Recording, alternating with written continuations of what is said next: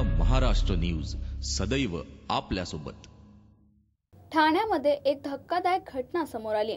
ठाण्यातील किसन नगरमध्ये दिवसा ढवळ्या एका मुलीचा खून झालाय।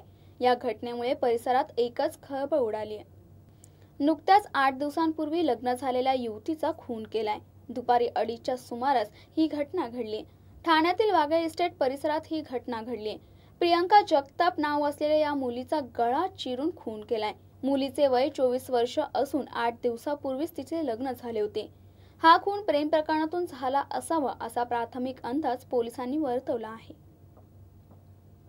सन 2014-15च्या वर्षातील समाजभूषण पुरस्कार आणि समता गौरव पुरस्कारांचे वितरण करताना मुख्यमंत्री देवेंद्र फडणवीस यांनी डॉक्टर बाबासाहेब आंबेडकरांच्या समता आणि समतेच्या विचारांवर राज्य सरकार कृतिशीलपणे काम करत असल्याचं सांगितलं आहे।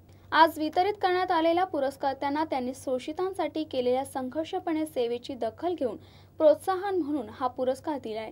त्यामध्ये ज्येष्ठ समाजसेविका सिंधुताई सपकाळ, डिक्कीचे मिलिंद कांबळे, पत्रकार यदू जोशी आणि संगीताच्या क्षेत्रातील उल्लेखनीय कार्य करणारे अंध कलाकार प्रभाकर धाकडे यांचा सन्मान करण्यात आलाय। 1 लाख रुपये रोख, सन्मान चिन्ह, शाल आणि श्रीफळ असे या पुरस्काराचे स्वरूप आहे। याशिवाय पुरस्कारासाठी happy home, scope for blind, Mumbai Annapurna परिवार पुणे, अपंग कल्याणकारी शिक्षण संस्था वानखडी पुणे, बाबूराव राघोजी देशमुख सेवाभावी संस्था कागल कोल्हापूर, संवेदना सेलिब्रेट विकसन केंद्र लातूर, गोविंद महाराज गोपाळ समाज विकास परिषद निलंगा लातूर, दीनदयाळ बहुउद्देशीय प्रसारक मंडळ यवतमाळ, संपूर्ण बांबू केंद्र धारणी अमरावती, बहुभूती शिक्षण संस्था आमगाव गोंदिया आणि मातृसेवा संघ नागपूर या संस्थांनी गौरवण्यात आले।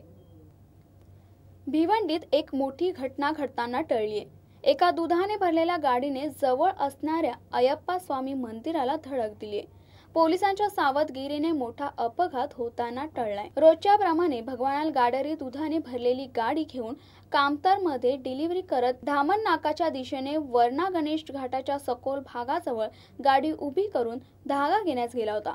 गाडी सखोल भागात उभी केल्याने खालच्या दिशेने जाऊ लागली। भगवानाल गाडरीने गाडी पाठवून पकडण्याचा प्रयत्न केला तेव्हा गस्त घालणारे पोलीस सुरेश चौगुले आणि DT राऊत यांची नजर गाडीवर पडली। गाडी चालक न दिसल्याने पोलिसांनी लोकांना ओरडून बाजूस होण्यास सांगितले। गाडी थांबेपर्यंत ही गाडी जवळ असणाऱ्या मंदिरात धडकली। दरम्यान मंदिरात लग्न कार्य चालू होतं। गाडीचा वेग जास्त असता तर मोठा अपघात झाला असता असं पोलिसांनी म्हटलंय।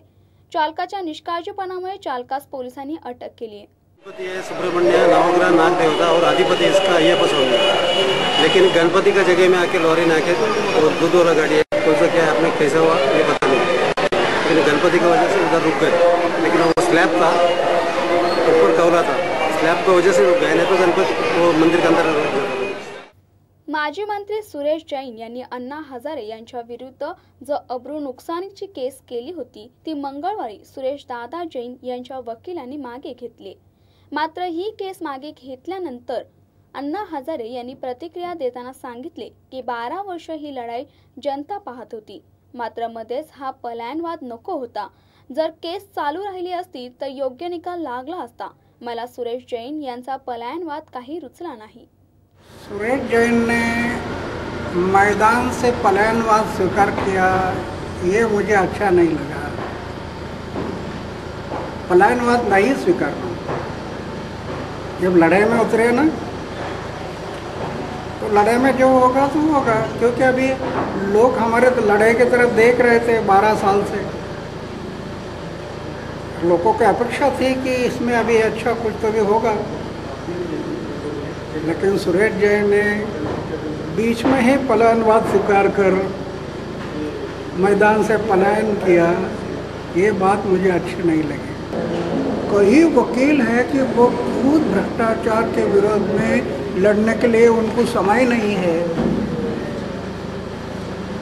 लेकिन लड़ने वालों लोगों के पीछे खड़े हो जाते हैं, ये भी मैं बहुत महत्वपूर्ण मानता है।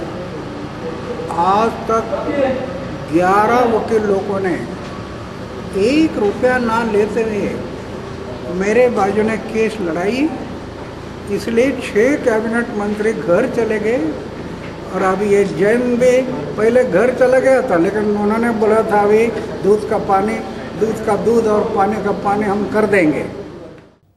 कोल्हापूर टोलमुक्त करण्याचा शब्द आम्ही यापूर्वी दिल्याने 1 जून पासून इतर काही ठिकाणांप्रमाणेच कोल्हापूरही टोलमुक्त करू अशी ग्वाही सार्वजनिक बांधकाम मंत्री एकनाथ शिंदे यांनी सर्वपक्षीय टोल विरोधी कृती समितीच्या कार्यकर्त्यांना दिली आहे। शिंदे शिवसेनेच्या वर्धापन दिनाच्या कार्यक्रमानिमित्त येथे आले असता टोल विरुद्ध कृती समितीच्या कार्यकर्त्यांनी शाहू स्मारक येथे त्यांची भेट घेतली। त्यावेळी शिंदे बोलत होते। इतर शहरांच्या किंवा प्रकल्पाच्या तुलनेत कोल्हापूरला जास्तीत जास्त दिलासा देऊ असंही शिंदे यांनी यावेळी स्पष्ट केले। शिंदे म्हणाले, कोल्हापूरच्या टोलचा प्रश्न हा ज्वलंत प्रश्न आहे। या टोल विरोधात गेल्या 5 वर्षापासून सतत आंदोलने सुरू आहेत।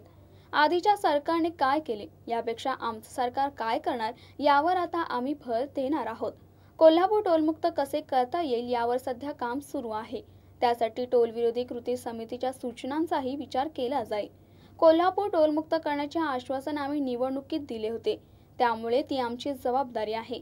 आमदार राजेश क्षीरसागर यांनीही सत्तेत अजूनही टोल विरोधात विधानसभेत सतत आवाज उठवला आहे। यामुळे काही झाले तरी कोल्हापूरकरांना कायमस्वरूपी न्याय देण्याची आमची भूमिका आहे। आमचं सरकार हे या प्रश्नी सतत जनतेबरोबरच राहणार आहे। मूल्यांकनासाठी जी कागदपत्रे हवी असतील ती आपण रस्ते विकास महामंडळाला देण्यास भाग पाडू असंही सांगत त्यांनी 31 मे पूर्वी या प्रश्नी तोडगा निघेल आणि 1 जून पासून कोल्हापूरकरांना इतर सर्व ठिकाणांपेक्षा जास्तीत जास्त दिलासा मिळेल असंही स्पष्ट केले।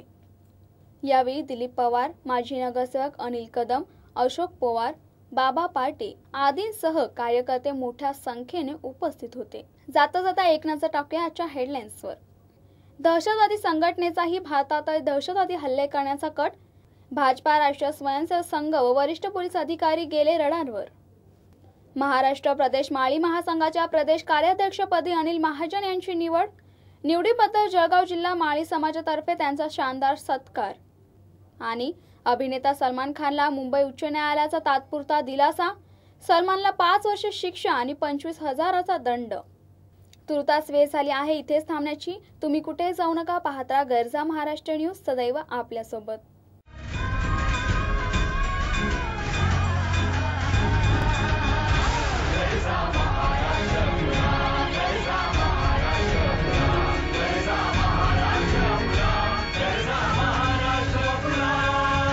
गरजा महाराष्ट्र न्यूज, सदैव आपल्यासोबत।